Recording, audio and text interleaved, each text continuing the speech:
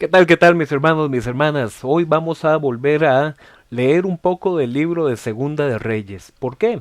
Porque bueno, hemos venido leyendo al profeta Isaías y mucho de lo que el profeta Isaías ha venido describiendo se relaciona con este contexto histórico. Estamos hablando aquí de cuando, en Segunda de Reyes capítulo 18, el rey Salmanasar de Asiria atacó Samaria, es decir, atacó el reino del norte.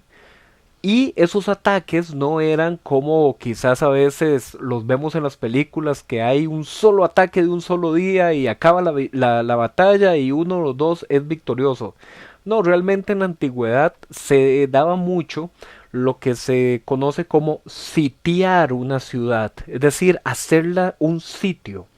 Y el ataque de Asiria contra Samaria fue de más de 3 años, donde el sitio contra una ciudad consistía en rodear esa ciudad, cortar los caminos, cortar el suministro de alimentos y básicamente lo que se quería con todo eso era forzar a que la gente que estaba entonces aislada en la ciudad terminara rindiéndose. Y si no se rendía, bueno, tarde o temprano los iban a atacar y los terminarían entonces venciendo. Entonces, por más de 3 años, Asiria sitió Samaria y después de que la conquistó, se llevó deportados a muchos de los israelitas, especialmente a la clase más adinerada, a la clase gobernante.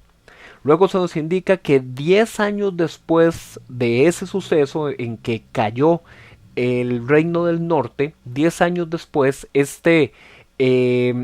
pueblo de Asiria, pero ahora con un nuevo rey, ahora es Senaquerim, atacaría al reino del sur, es decir, comenzaría a atacar las ciudades de Judá. Y cuando llegó a estar cerca de Jerusalén, entonces el rey de Judá, que era Ezequías, le pagó un gran tributo de oro para que no los conquistara. Eso significó incluso llegar a tomar tesoros del templo.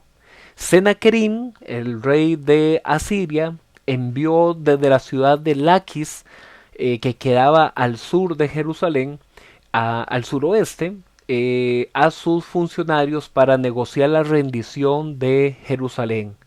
Y esto es algo que ya habíamos leído en Isaías capítulo 20. Los funcionarios del rey Ezequías le fueron a informar de todas estas amenazas. En Segunda de Reyes capítulo 19, que es un texto paralelo a lo que ya habíamos leído en Isaías capítulo 36 y en el capítulo 37, el rey Ezequías, cuando escucha las amenazas que venían de parte de Asiria, rasgó sus vestiduras y se fue al templo de Jerusalén. A la vez envió a funcionarios de su reino para hablar con el profeta Isaías y pedirle que consultara a Dios y que orara en favor del pueblo.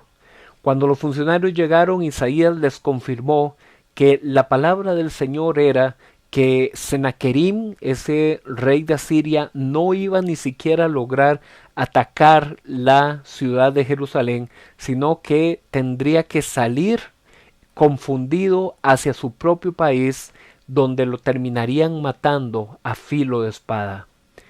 Se nos cuenta luego que Dios intervino de una forma sobrenatural por medio de su ángel para matar a la mayoría del ejército asirio.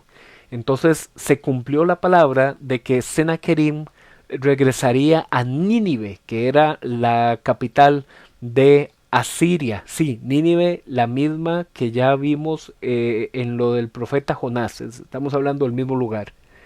Y cuenta que un día que Senaquerim estaba adorando en el templo de su dios Nisroch, sus propios hijos conspiraron contra él y lo mataron a filo de espada, cumpliéndose así la palabra anunciada por medio de Isaías. Luego vamos a referenciar, por ejemplo, en el Salmo 46, donde se nos habla de que Dios es nuestro amparo y nuestra fortaleza, Este es un salmo de celebración porque Dios ha protegido a Jerusalén de las amenazas de sus enemigos. Y luego en este Salmo 46 hay una frase muy bonita, muy significativa. Estad quietos y conoced que yo soy Dios. Esto significa que el pueblo sería salvado no por su fuerza, sino por confiar en Dios. En el Salmo 80 también hay una frase muy hermosa: Señor, sálvanos, haz resplandecer tu rostro sobre nosotros. Y esto es un salmo donde se pide la protección especial de Dios, recordando su pacto, porque esa fue parte de la oración de la bendición sacerdotal que ya habíamos visto en los primeros libros de la Biblia.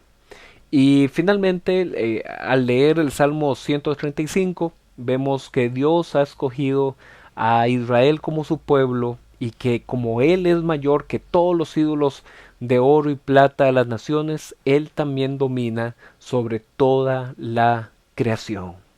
Así es que esto es parte, digamos, del contexto que hemos venido desarrollando por medio del profeta Isaías, pero aquí lo vemos desde un punto de vista de una narración histórica en el libro de Reyes. Mañana vamos a continuar un poquito más sobre este contexto para tener mayor capacidad de comprensión de lo que hemos venido viendo en el libro de Isaías. Así es que nos vemos.